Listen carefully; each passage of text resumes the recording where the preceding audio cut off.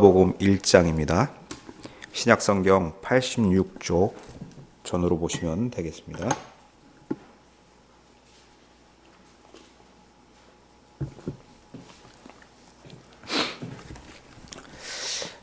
누가복음 1장은 80절까지 있기 때문에 1절부터 25절까지의 말씀을 저희가 읽고 말씀을 함께 상고하도록 하겠습니다. 1절부터 25절까지 말씀을 함께 봉독하겠습니다. 우리 중에 이루어진 사실에 대하여 처음부터 목격자와 말씀에 일꾼된 자들이 전하여 준 그대로 내력을 저술하려고 붓을 든 사람이 많은지라 그 모든 일을 근원부터 자세히 미루어 살핀 나도 데오빌로 각하에게 차례대로 써 보내는 것이 좋은 줄 알았노니 이는 각하가 알고 있는 바를 더 확실하게 하려 함이로라. 유대왕 헤롯 때에 아비야 반열에 제사장 한 사람이 있었으니 이름은 사가랴요 그의 아내는 아론의 자손이니 이름은 엘리사벳이라. 이 두 사람이 하나님 앞에 의인이니 주의 모든 계명과 규례대로 흠이 없이 행하더라. 엘리사벳이 잉태를 못함으로 그들에게 자식이 없고 두 사람의 나이가 많더라. 마침 사가랴가 그 반열의 차례대로 하나님 앞에서 제사장의 직무를 행할세 제사장의 전례를 따라 제비를 뽑아 주의 성전에 들어가 분향하고 모든 백성은 그 분향하는 시간에 밖에서 기도하더니 주의 사자가 그에게 나타나 향단 우편에 선지라. 사가랴가 보고 놀라며 무서워하니 전사가 그에게 이르되 사가랴여 무서워하지 말라. 너의 간구함이 들린지라. 내 아내 엘리사벳이 내게 아들을 낳아 주리니 그 이름을 요한이라 하라. 너도 기뻐하고 즐거워할 것이요 많은 사람도 그의 태어남을 기뻐하리니 이는 그가 주 앞에 큰 자가 되며 포도주나 독한 술을 마시지 아니하며 모태로부터 성령의 충만함을 받아 이스라엘 자손을 주 곧 그들의 하나님께로 많이 돌아오게 하겠음이라. 그가 또 엘리야의 심령과 능력으로 주 앞에 먼저 와서 아버지의 마음을 자식에게 거스리는 자를 의인의 슬기에 돌아오게 하고 주를 위하여 세운 백성을 준비하리라.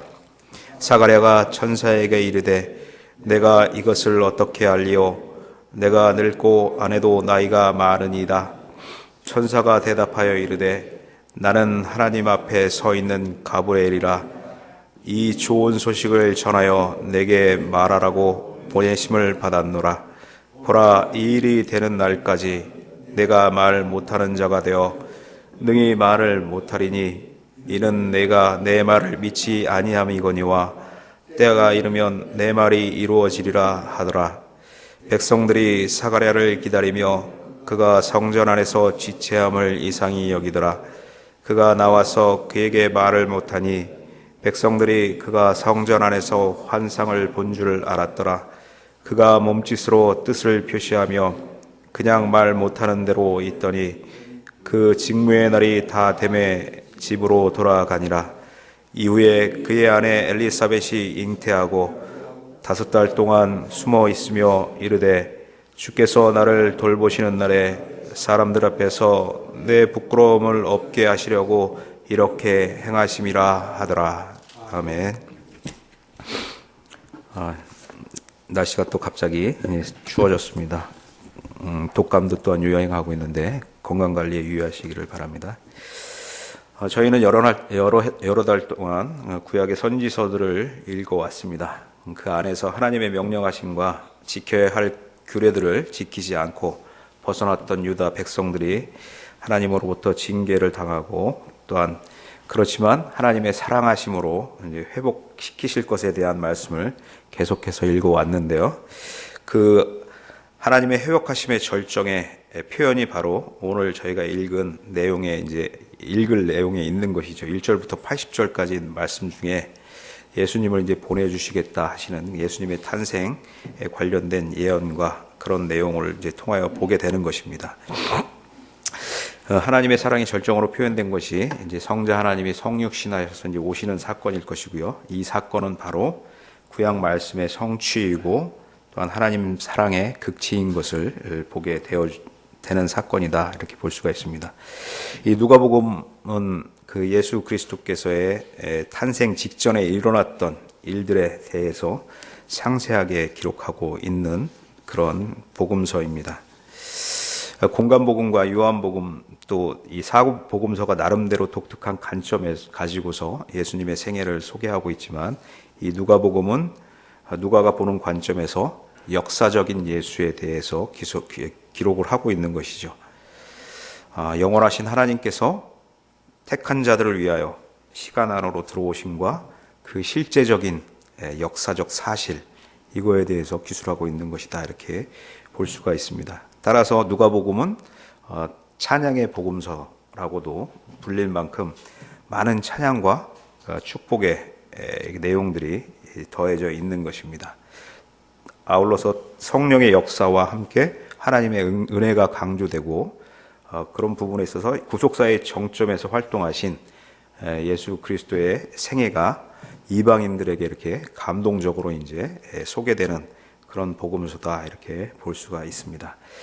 예수님의 어린 시절 아기 예수님부터 이렇게 다룬 복음서는 마태복음과 누가복음, 이 두 가지 복음서뿐이다라는 것을 보시면 누가가 얼마나 이제 구체적으로 적으려고 했는지를 저희가 생각해 볼 수가 있고요.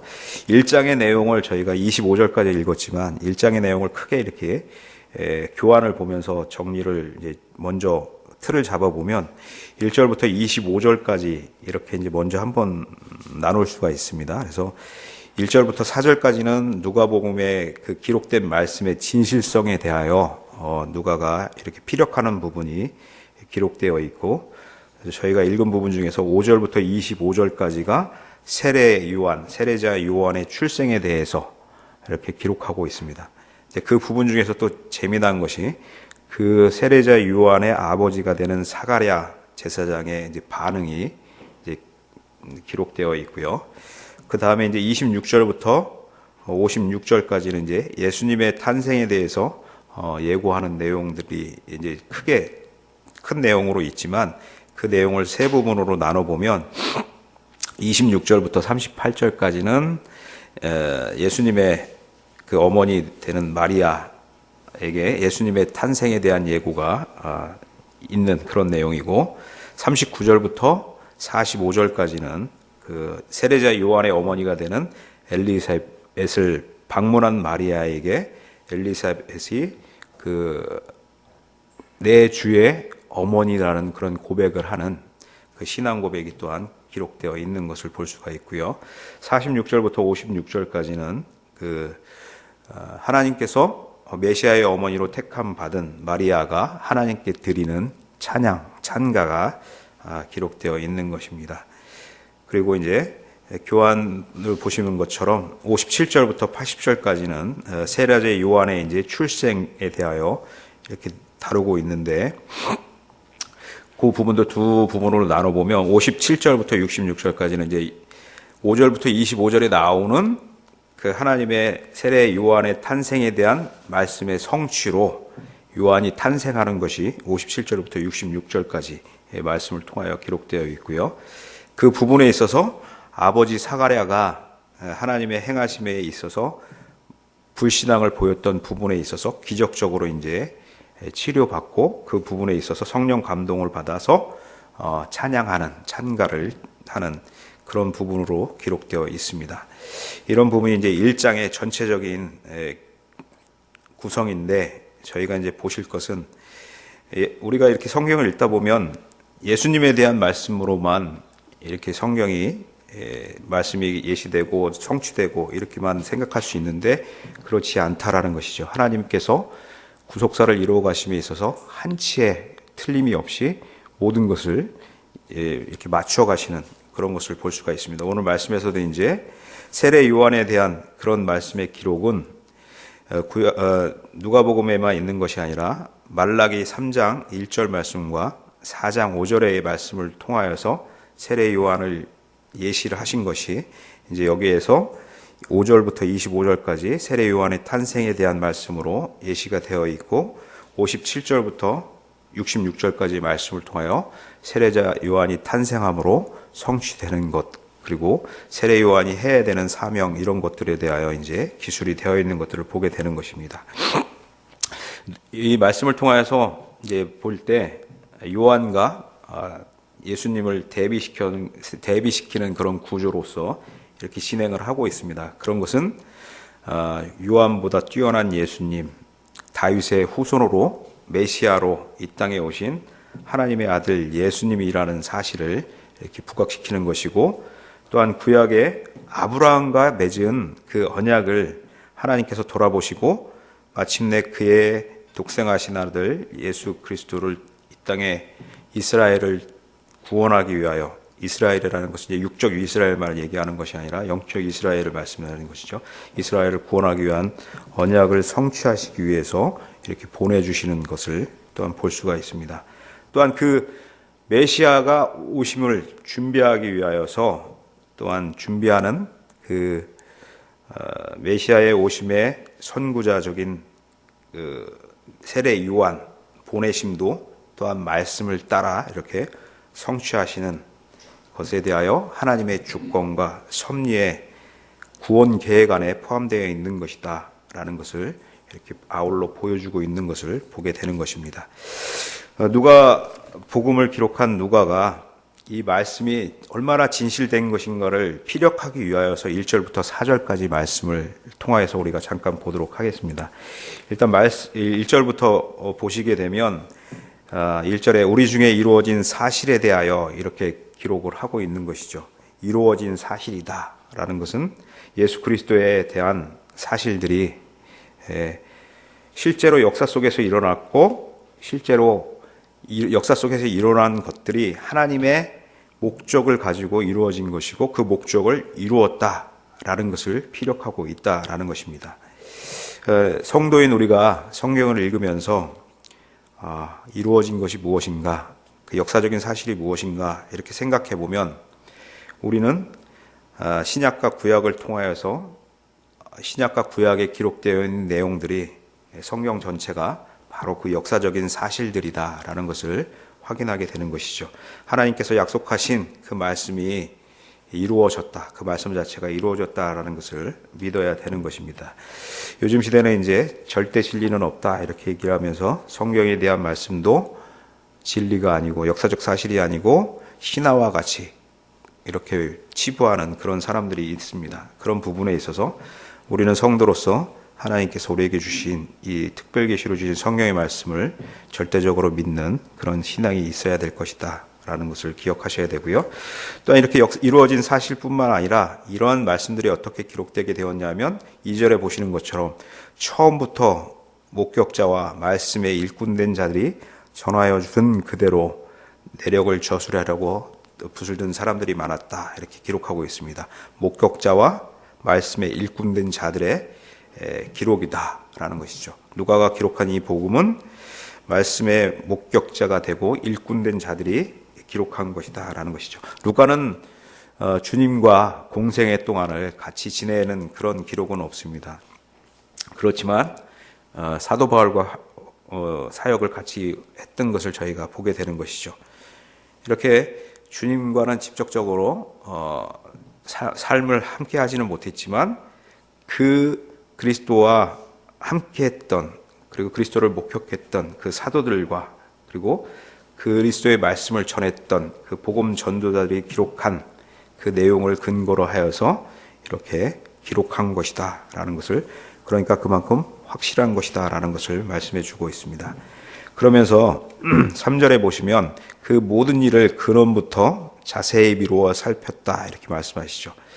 그 모든 일을 이렇게 기록한 그런 일들에 대해서 근원부터, 위로부터, 하나님으로부터, 성령으로부터 온 내용이다라는 것을 여기서 자세히 미루어 살폈다라는 것은 그냥 우리가 가지는 개념처럼 자세히 이렇게 보았다, 세세하게 보았다 이런 정도가 아니라 아주 세밀하게 연구하고 조사하고 추적하고 성실하게 정확하게 알아서 그 일에 대하여 정통했다라는 것이죠.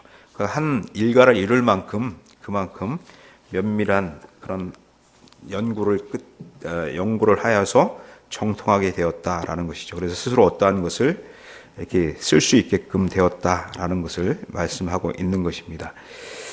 그리고 여기에 나오는 것처럼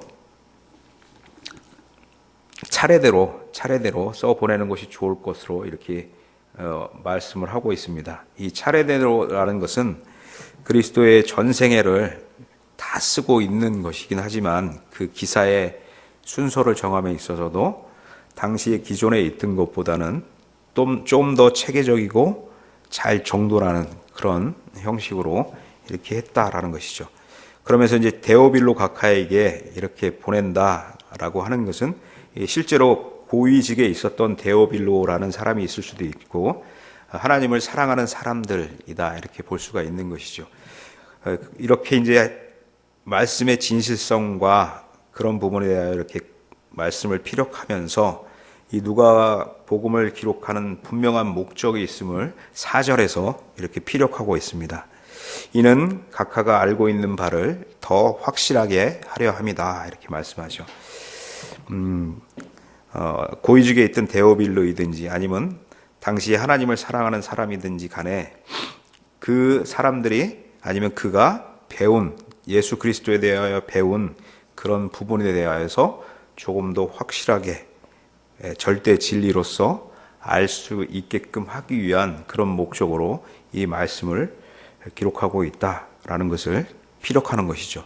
이것이 당시의 데오빌로나 하나님을 사랑하는 사람들에게만 해당되는 것이 아니라 곧 우리에게도 성경 말씀을 보면서 어떻게 받아들여야 되는지에 대하여 분명하게 말씀을 해주시고 있는 것이죠. 하나님이 예수 그리스도가 어떠신 분인지 그리고 어떤 일을 하셨는지에 대하여 절대적으로 역사적인 사실이고 그것에 대하여 자세하게 알기를 바라는 그런 부분이 담겨 있다 이렇게 볼 수가 있는 것입니다. 저희도 말씀을 수차례 배우고 듣고 있지만 과연 이 누가의 이런 절절한 그런 말씀에 대한 애착을 가지고서 보는 것처럼 우리가 오늘 말씀을 연구하고 배우고 이 절대적인 진리임을 확신하면서 생활하고 있는지 한번 생각해 보아야 될 것이고요. 성도는 분명한 것은 성도는 진리에 거하는 자들이다라는 것을 잊지 말으셔야 하겠습니다. 그래서 항상 말씀을 가까이 하고 항상 말씀을 즐겨보는 그런 지혜가 있어야 될 것이다라는 생각이 듭니다. 평생 말씀을 정말 가까이 하면서 성령의 조망하심 속에 말씀을 점점 깊이 알아가는 그런 복이 있기를 기원합니다. 5절부터 25절까지의 말씀을 이렇게 통해서 보면 이제 경건한 부모 사가랴와 엘리사벳에 통하여서 세례 요한을 보내실 것에 대한 예언을 보게 되는 것인데요. 이 또한 사가랴와 엘리사벳의 사례를 보면서 생각하는 것이 모든 세대에는 경건한 부모의 모범이 필요하다, 신앙의 모범이 필요하다라는 생각을 하게 됩니다. 자녀들에게 무엇을 먼저 말씀하시나요? 공부 열심히 해라, 아니면 돈 많이 벌어라, 정직해라 이런 얘기를 할 수는 있지만 하나님을 먼저 알아라 라는 말씀을 해주시는 부모는 그렇게 많지 않은 것 같습니다. 지금 우리나라의 현상이나 이런 모든 것들을 볼 때 좋지 않은 모습으로 이렇게 가는 것들은 하나님보다는 먼저 물질적인 것 아니면 세상적인 것을 먼저 추구하는 욕심이 앞섰기 때문이 아닌가라는 생각이 드는 것이고요. 그것은 열심히는 살아왔지만 절대 진리에, 바른 진리에 서기보다는 그것을 머뭇거렸던 기성세대의 잘못이 아닌가라는 생각을 해보게 되는 것을 반성하게 되고 회개하게 되는 그런 부분이다라는 생각이 듭니다.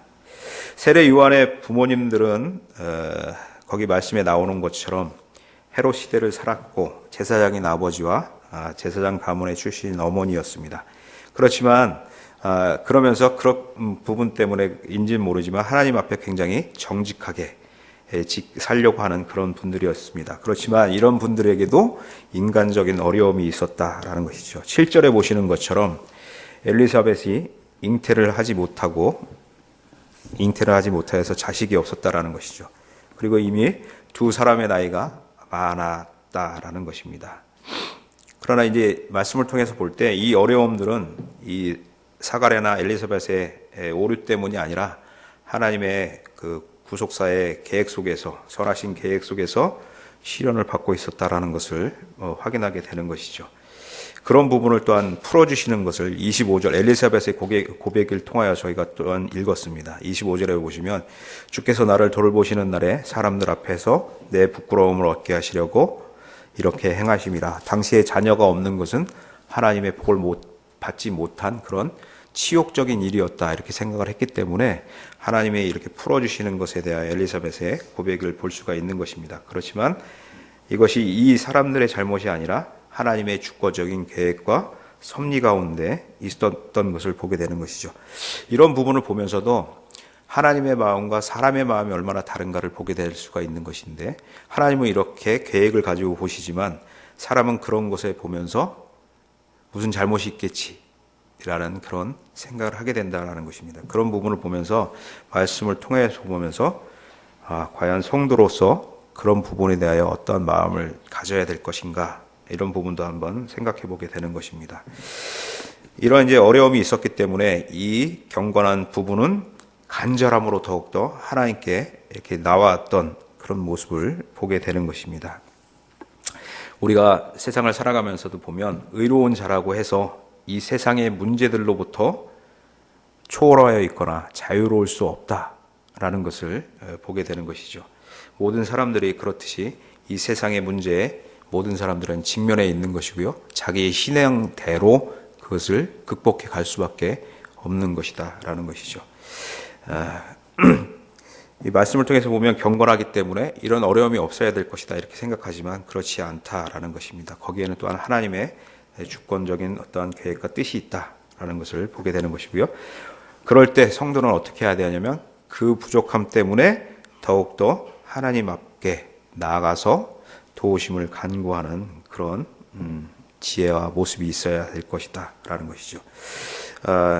구약시대보다 더 분명한 복음의 조명을 받고 있는 신약시대를 살고 있는 저희들이 과연 세상의 문제들에 이렇게 직면할 때 과연 나는 어떤 모습으로 그런 모습들을 바라보고 생각하는지 한번 생각해 보셔야 될 것이다 라는 거예요. 세상 사람과 똑같은 모습으로 가고는 있지 않은지 정말 한번 잘 진중하게 생각해 보실 필요가 있다라는 생각이 드는 것입니다. 이런 부분에 있어서 이제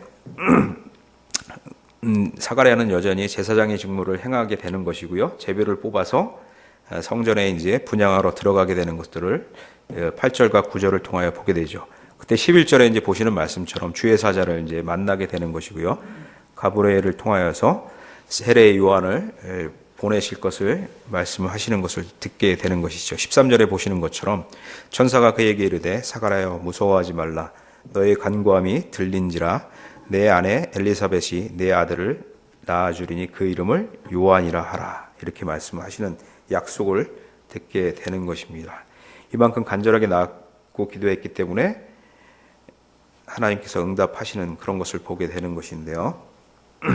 이 세례 요한의 이제 어떠한 인물인지가 이제 14절부터 이렇게 기록되어 있는 것들을 저희가 보게 되는 것이죠. 17절까지 말씀을 통해서 세례 요한이 이제 해당되는 것이 너는 기뻐하고 즐거워할 것이요 많은 사람도 그의 태어남을 기뻐하리라. 이제 사가랴에게 천사가 해주시는 말씀이고요. 그의 태어남을 기뻐하리니 이는 그가 주 앞에 큰 자가 되며 포도주나 독한 술을 마시지 아니하며 모태로부터 성령이 충만할 마다 이스라엘 자손을 주 곧 그들의 하나님께로 많이 돌아오게 하겠습니다. 17절에 보시는 것처럼 그가 또 엘리야의 심령과 능력으로 주 앞에 먼저 와서 구원자를 준비하는 그런 자다라는 것이죠. 주 앞에 먼저 와서 아버지의 마음을 자식에게 거스르는 자를 의인의 슬기에 돌아오게 하고 주를 위하여 세운 백성을 준비하리라. 이렇게 말씀하시는 것을 보게 되는 것이죠. 이게 이제 세례 요한이 감당하게 돼야 될 사명인 것이죠. 근데 이것이 여기에서만 주어지는 것이 아니라 저희가 말라기 3장 1절과 4장 5절의 말씀을 통하여서 볼 수가 있는데요. 4장 5절과 6절 말씀을 보겠습니다. 구약 성경 1331쪽 전으로 보시면 되는데요. 말라기 4장 5절과 6절에 보시면 제가 읽어드릴게요. 보라, 여호와의 크고 두려운 날이 이르기 전에 내가 선지자 엘리야를 너희에게 보내리니 그가 아버지의 마음을 자녀에게로 돌이키게 하고 자녀들의 마음을 그들의 아버지에게로 돌이키게 하리라. 돌이키지 아니하면 두렵건대 내가 와서 저주로 그 땅을 칠까 하노라 하시니라. 이렇게 구약에서도 이 세례 요한에 대한 예표하는 그런 말씀을 이렇게 주시는 것들을 보게 되는 것입니다. 이런 부분에 있어서 간절하게 기도했음에도 불구하고 사가랴의 반응은 18절의 말씀에 보시는 것처럼 사가랴가 천사에게 이르되 내가 이것을 어떻게 할리오? 내가 늙고 아내도 나이가 많으니이다. 이렇게 반응하는 것을 보게 되죠. 이 사가랴의 불신앙이 이제 보이게 되는 것인데요.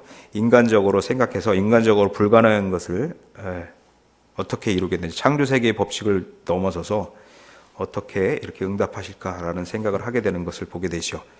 사가랴의 질문이, 이 질문이 곧 불신앙적인 그런 불신의 질문이었던 것입니다. 이래서 또한 잠정적인 징계를 받게 되죠. 벙어리가 되는 그런 징계를 받게 되고, 이 벙어리가 되는 징계는 또한 또 다른 표적이 되는 것이죠.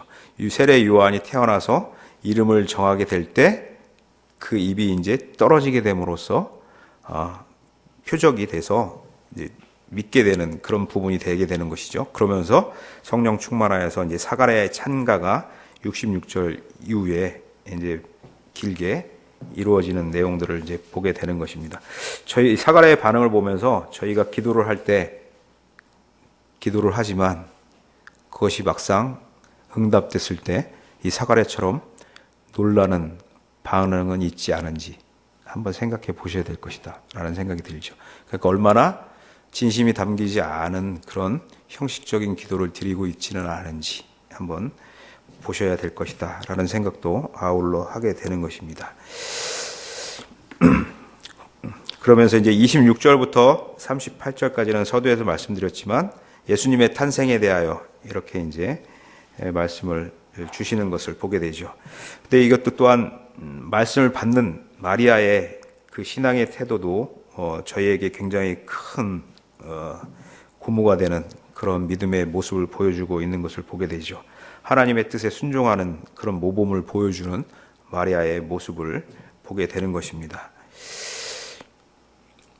우리는 성도로서 하나님의 말씀에 순종하는 것이 당연하다 이렇게 말씀을 합니다.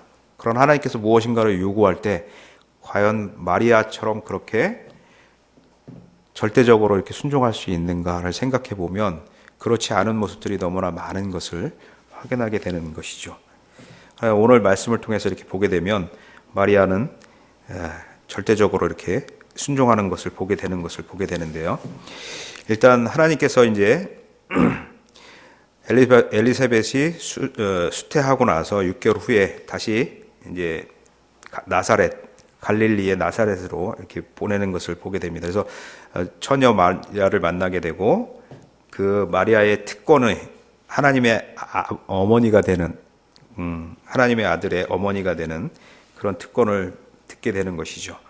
그리고 그 마리아가 낳게 되는 그 예수님의 그 지극히 높으신 분, 다윗의 자손, 그분의 영원한 안국을 다스릴 분, 이런 이제 말씀을 듣게 되고, 그런 부분에 있어서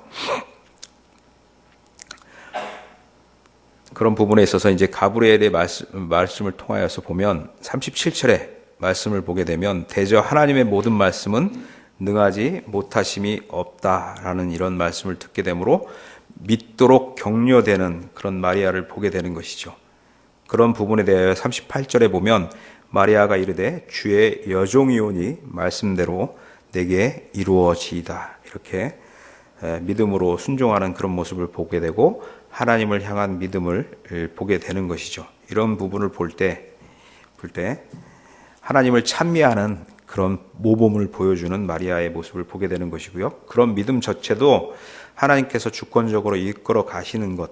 그러니까 우리는 자칫 잘못 생각하면 믿음이 내 행위로 되어지는 것처럼 착각할 수 있지만 그 믿음 자체도 우리에게 하나님께서 부어주시는 것이다라는 것을 보게 되는 것이죠.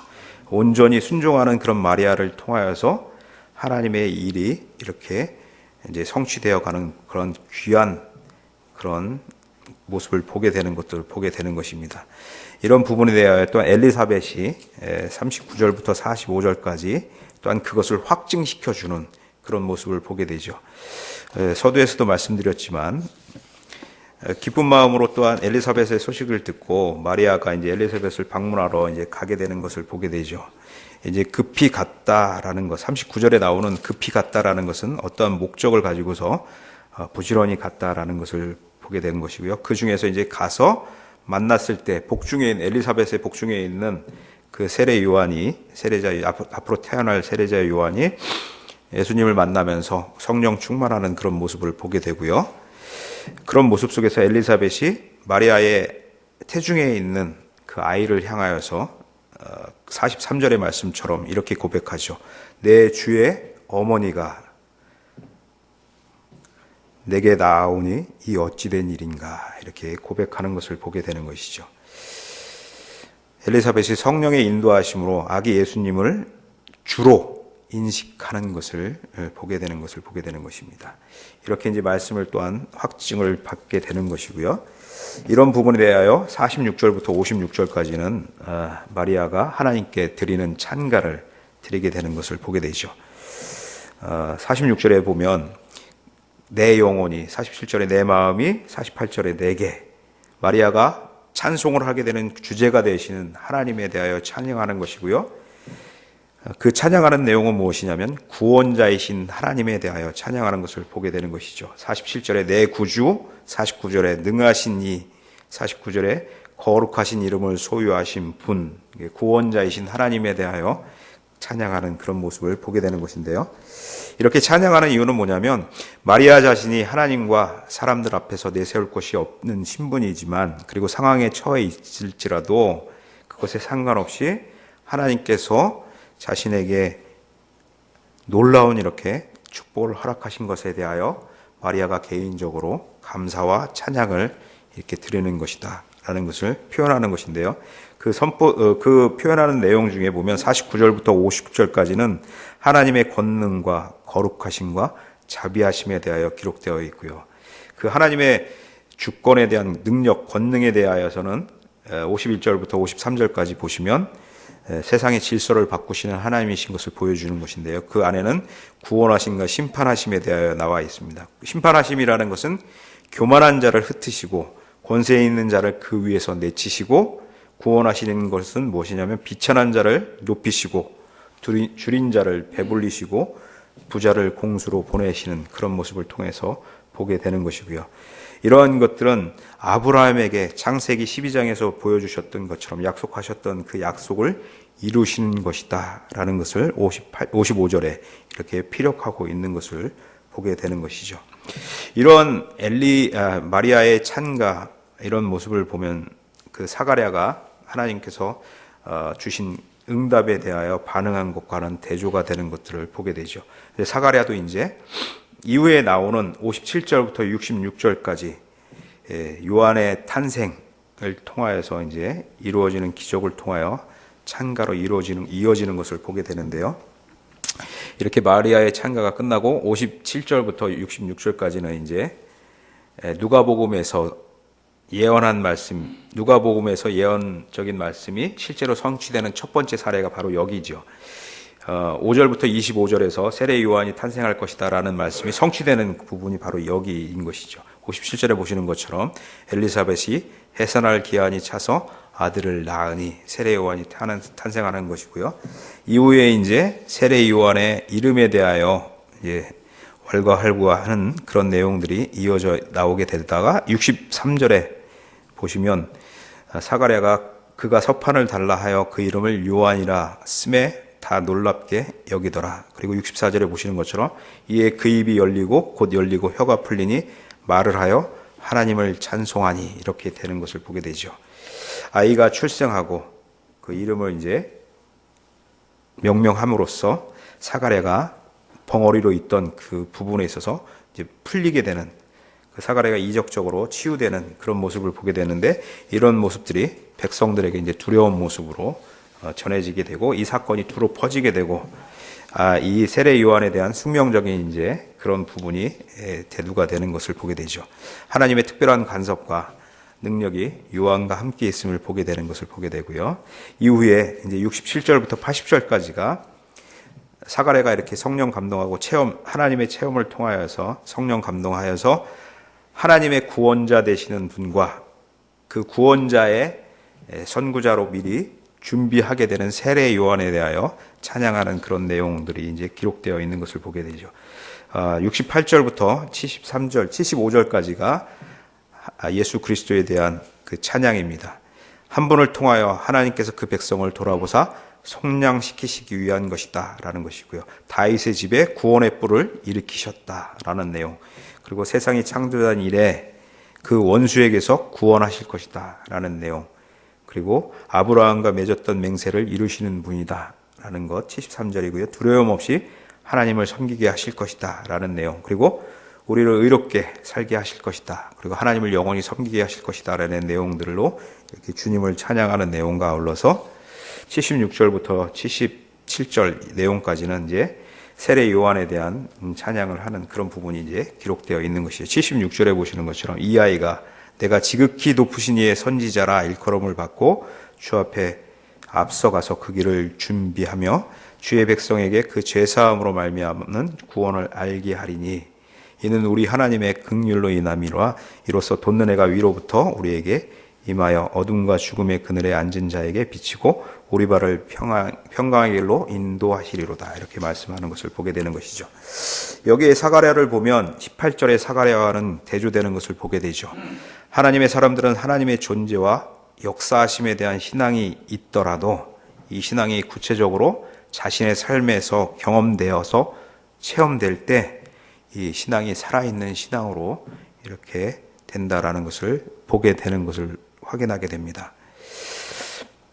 성령께서 조망하심으로 저희도 하나님을 더욱더 잘 알고 삶 속에서 하나님을 체험함으로써 더욱더 견고해지는 그런 신앙인으로 성장해 가야 될 것이다 라는 생각이 들고요.